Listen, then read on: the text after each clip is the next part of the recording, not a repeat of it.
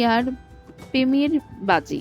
ছোট পর্দার ব্যস্ত তারকা জুটি মুশফিক আর ফারহান ও কেয়া পায়েল।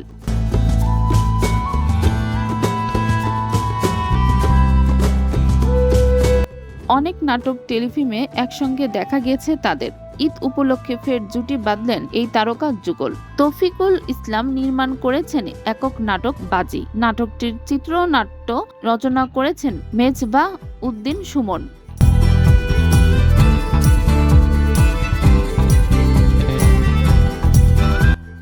এ নাটকে দেখা যাবে কেয়া এবং মুশফিককে। অ্যাকশন রোমান্টিক ঘরোয়ানা নাটককে খলনায়কের ভূমিকায় অভিনয় করবেন মীর সাব্বির। বাজি নাটকের গল্প সাজানো হয়েছে মফস্বল এক বাজিগার ঘিরে।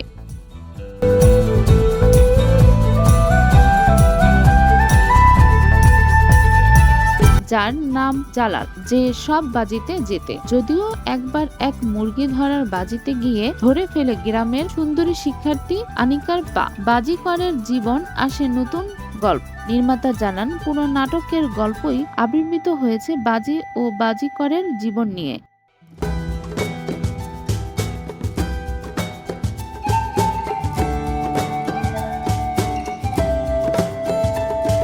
এর মধ্যে অন্যতম অনুষঙ্গ আবার প্রেম। টিভি দর্শকরা এমন থ্রিলার গল্পের সচরাচর দেখতে পান না বলেও মনে করেন এই পরিচালক।